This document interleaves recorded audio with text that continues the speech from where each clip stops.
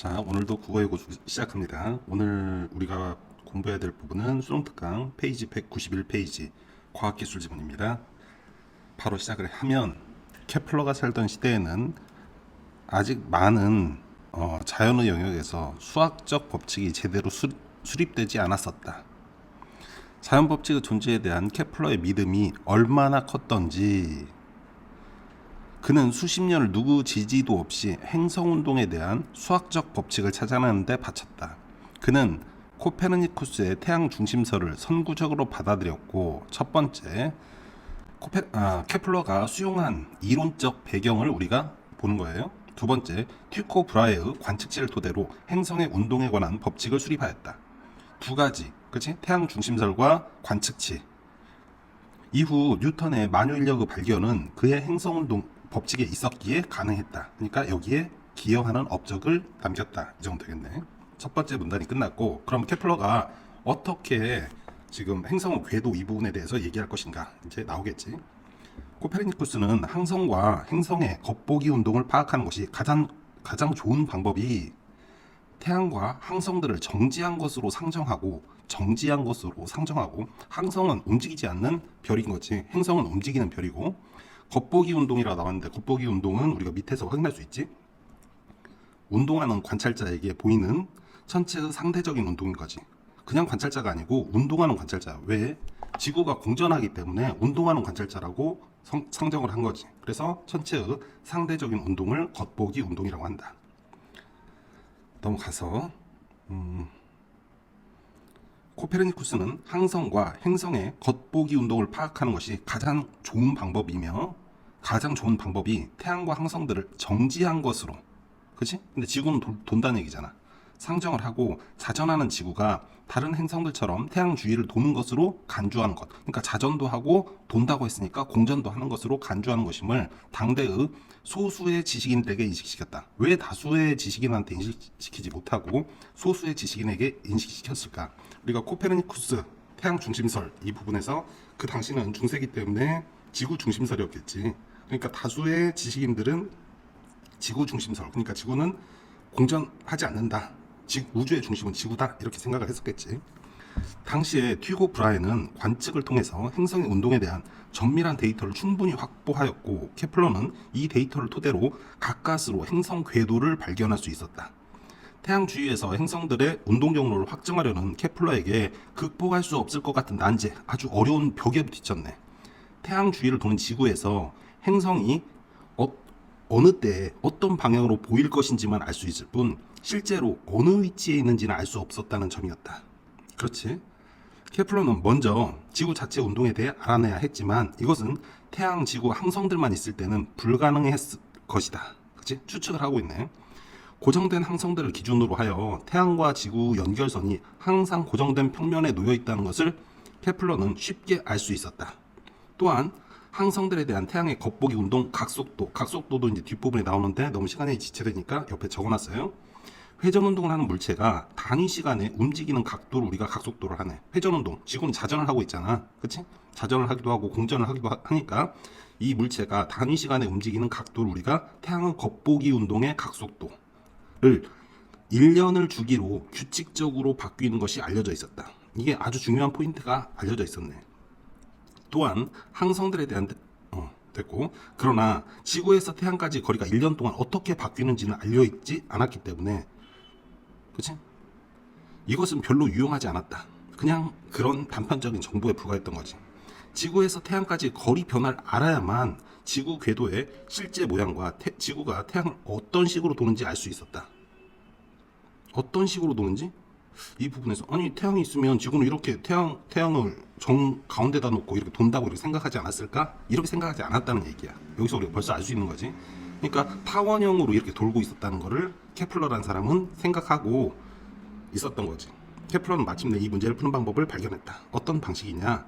태양의 관측 데이터로부터 항성을 배경으로 한 태양 겉보기 경로에서 태양의 각속도는 바뀌지만 1년을 주기로 같아진다. 그치? 주기가 1년이라고 그랬잖아. 확인했다. 그러므로 지구 궤도는 닫혀 있고 고정되어 있다는 얘기야. 매년 같은 방식으로 그려지는 것으로 가정. 그러니까 지구의 공전 궤도가 일정하다, 이렇게 생각한 거지. 가정을 한 거고. 타당하다. 이러한 가정은 다른 행성에 대해서도 적용하는 것이 확실해 보였다. 이러한 가정에서 지구 궤도의 모양을 확인할 아이디어가 도출되었는데 지구의 공전 궤도면의 어딘가에서 궤도면이야 면 2차원이야 2차원 밝게 빛나는 랜턴 M을 상정한다. 이 밑에 그림을 보면 되는데 여기가 태양이라고 했을 때 밝게 빛나는 랜턴 M을 항성처럼 랜턴을 딱 고정시켜 놓은 거야.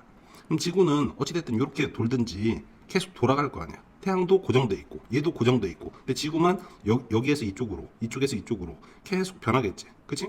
그럼 그림이 계속 이런 식으로 된다는 얘기잖아. 이해되지? 만약 여기 있으면 요렇게 그치? 얘네 둘은 항성 고정되어 있는 점이라고 생각하니까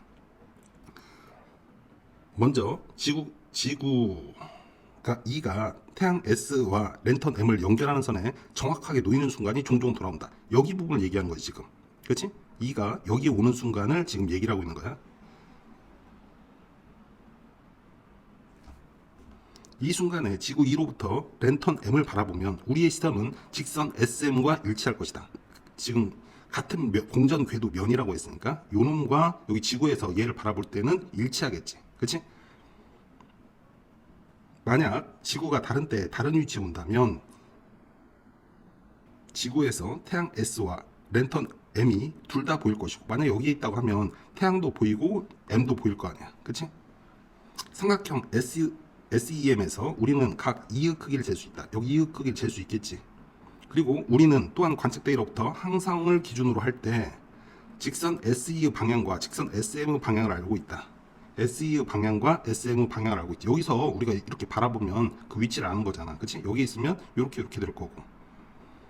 삼각형 SEM에서 우리는 또한 각 S를 알고 있다. 여기. 그치? 태양과 지구 그리고 태양과 랜턴 이 직선들이 이루는 이 각의 크기를 알고 있다.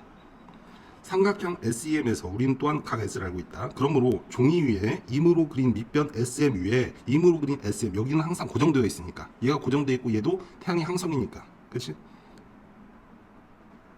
우리는 각 E와 각 S에 대한 지식을 바탕으로 각 E와 각 S에 대한 바탕으로 여기는 고정되어 있잖아. 근데 여기 이렇게 되어 있잖아. 그렇지?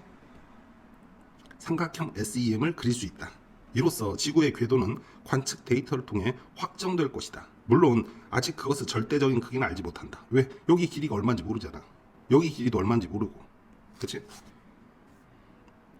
그렇다면 케플러는 랜턴 M을 어디에서 구했을까? 어떻게 착상을 했을까? 이런 얘기야.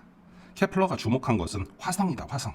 당시에 화성은 공전주기가 알려져 있었고 케플러는 지구와 화성, 태양이 거의 일직선에 오는 일이 자주 발생한다는 것을 알고 있었다. 그치? 마치 랜턴 M과 같은 위치에 있었다는 얘기지. 화성 M은 화성의 공전궤도에서 매 화성년마다 같은 자리로 돌아온다. 그러니까 항상 M의 자리에 있다는 얘기야. 그러므로 그때마다 SM은 고정된 밑변이고 아까 태양과 랜턴 여기 이것은 고정된 S와 M은 고정된 밑변이고 지구 E는 매번 지구의 공전궤도에 다른 지점에 있다. 여기 있을 수 있고 여기 있을 수 있고 이런 식으로 된다고 했으니까 그치? 여기 있을 수 있고 여기 있을 수 있고 그러므로 이 순간마다 태양과 화성을 관측하는 것은 지구의 진짜 궤도를 파악하는 수단이 되고 태양과 화성을 관측하는 것이 지구의 진짜 궤도를 파악하는 수단이 되었고 그때 화성은 가상적인 랜턴의 역할을 하고 케플러는 이러한 사고를 통해 지구 궤도 모양이 타원임을 밝혀낸 거지. 그리고 지구가 궤도를 그리는 방식을 발견할 수 있었다. 이렇게 케플러가 지구 궤도를 알게 되자 튜코 브라의 관측 데이터를 통해 나머지 행성들의 궤도와 위치를 계산하는 것은 원리상 간단했다. 그럼에도 불구하고 당시에 수학의 상태를 고려했을 때 아직 많이 발전을 안 했던 때지? 그것은 힘든 작업이었다. 이러한 계산 작업으로부터 우리에게 친숙한 케플러의 세 가지 행성 운동 법칙이 발견되었대. 첫 번째, 케플러는 행성이 타원 궤도를 그린다는 점. 특정한 행성과 태양을 연결하는 선이 단위 시간마다 휩쓸고 지나가는 면적은 같으면 그러니까 삼각형의 면적이 같다는 얘기지. 왜? 밑변이 같고 높이가 같은가 봐. 그치?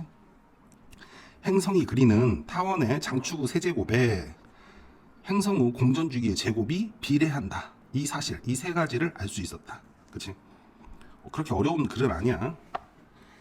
1번 윗글의 제목으로 가장 적절한 것은 케플러와 코페르니쿠스는 거의 언급이 없지. 그치? 그 다음에 케플러 법칙들이 수학적 배경, 수학적이 아직 충분히 발전하지 않았던 때지. 케플러의 행성운동 법칙의 영향력은 나오지 않았지. 4번 케플러 지구 타원 궤도 운동을 밝히다. 4번이 정답이겠네. 5번 케플러 우주의 질서를 법칙 위에 수립하다. 그치? 이런 부분은 없지. 2번 윗글로부터 알 수 있는 내용으로 적절하지 않은 것은 틀린 것 고르라네. 1번 케플러는 지구가 1년을 주기로 닫힌 공전 궤도를 따라 돈다고 생각했다. 맞고. 2번 케플러는 티코 브라이어 관측 데이터를 이용을 해서 지구의 공전 궤도를 확정했다. 맞지. 3번 케플러의 행성운동 법칙은 지구가 타원 궤도를 돈다는 사실을 토대로 발견되었다. 맞고. 4번 케플러는 관측 데이터로부터 행성들의 궤도와 위치를 수학적으로 간단히 계산할 수 있어서 난관에 부딪히고 그랬었잖아. 그치? 답은 4번이겠네. 케플러는 항성들에 대한 태양의 겉보기 운동의 각속도가 주기적으로 변하는 것을 알고 있었다. 1년을 주기로 뭐 이런 식으로 나왔었지. 3번 기억을 그림으로 표현한 것. 기억 우리가 한번 다시 읽어보면 화성 M은 태양 공전 궤도에서 매 화성년마다 같은 자리에 돌아온다. 같은 자리가 중요한 거야. 같은 자리. 그러므로 그때마다 SM은 고정된 밑변이고, 그치? 고정된 밑변. 여기가 중요한 거지. SM이 고정된 밑변이다. 그리고 지구인은 매번 지구 공전궤도의 다른 지점, 이 부분이 중요한 거야. 그러면 우리가 바로 확인을 해보면 S하고 M은 고정이야. 고정. 그치? 그리고 2만 변해야지. 그러니까 1번이 답이겠네. 그치? 여기서 보면 M이 지금 고정이 안 됐잖아. 얘 때문에 틀렸고, 여기 M이 또 고정이 안 됐잖아. 이것 때문에 틀렸고, M이 고정이 안 됐잖아. 틀렸고, M이 고정이 됐는데 S가 고정이 안 됐네. 그치? S하고 M이 일정한 부분이잖아. S, 그 다음에 M. 이걸 상대에 놓고 지구가 이렇게 도는 이 부분을 얘기를 한 거잖아. 그러니까 지구는 이렇게 돼야지. 지금 지구가 여기에 있다고 치면 요렇게 삼각형이 되겠지. 그 다음에 지구가 여기에 있다고 하면 이렇게 삼각형이 되겠지. 여기 SM은 고정이어야 된다니. 여기 SM이 고정이어야 되는데 지금 엄한 거를 갖다가 해놓은 거지. 여기 SM 이게 고정되는 거야. 그러니까 답은 1번이고. 4번 보기에 근거하여 윗글을 이해한 내용으로 적절하지 않은 것. 케플러는 자전하지 않는 지구가 우주에 움직이지 않는 중심이고 그 주위를 항성과 행성이 공전한다는 지구 중심설이 당연시되던 시대에, 그치? 당시에 이제 다수의 의견이었겠지. 태양이 우주의 중심이고 그 주위를 지구를 비롯한 행성들이 공전한다는 태양 중심설을 받아들인 선구자였다. 그의 이러한 믿음은 그가 행성운동 법칙을 발견하기 훨씬 전부터 확고했는데 행성운동 법칙을 발견하기 훨씬 전부터 확고했다. 그것은 그가 태양을 가장 중요한 천체로 신성시하는 신플라톤주의를 추종하고 있었기 때문이다. 케플러는 천체의 원운동을 당연시하는 시대에, 천체가 원운동한다는 걸 당연시하던 시대에 행성의 운동에 원운동의 조합을 부여하지 않고 타원의 궤도를 부여하는 혁신적 사고를 펼쳤는데, 타원의 궤도, 이는 그가 선험적 지식이나 논리적 추론보다 관측 데이터를 중시하는 경험주의자였기 때문에 가능한 일이다. 우리가 이제 문제를 풀어보면 1번 케틀러가 태양 주위를 지구가 공전한다는 생각을 품은 것은 지구 궤도가 타원임을 발견하기 이전이겠군. 케플러가 태양 주위를 지구가 공전한다는 생각을 품은 것은 지구 궤도가 타원임을 먼저 공전한다고 생각을 하고, 그리고 나중에 케플러의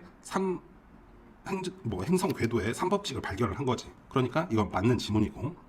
2번 케플러가 항성들을 고정된 것으로 본 것은 지구의 자전을 인정하지 않는 지구 중심설을 배격했기에 가능한 것이겠군. 이것도 당연히 맞고. 3번 케플러가 지구 공전궤도를 확정하기 위해서 티코 브라이어 관측 데이터를 활용한 것. 그렇지? 활용을 했지. 그가 경험주의자임을 확인할 수 있겠군. 관측을 한 것을 활용을 했으니까 맞고. 4번 케플러가 원 운동만으로 천체 운동을 기술하려는 경향에서 벗어났기에 코페르니쿠스의 태양 중심설을 받아들일 수 있게 되었군. 이게 아니고 훨씬 이전부터 신플라톤주의를 추종하고 있었기 때문에 태양 중심설을 받아들였고, 그치? 태양 중심설을 받아들여서 원운동만으로 천체 운동을 기술하는 경향에서 벗어났다. 그 뒤에 일어난 일이지. 지금 선후가 바뀐 거야. 그러니까 답이 4번이 되겠네. 5번 케플러가 어려움에 불구하고 태양을 중심에 놓고 행성의 공전궤도를 찾으려고 하는 것은 그가 신플라톤주의를 추종하고 있었다는 것에 설명이 되겠군. 그치? 태양 중심설이잖아. 그러니까 맞는 얘기지. 답은 4번. 오늘은 여기까지.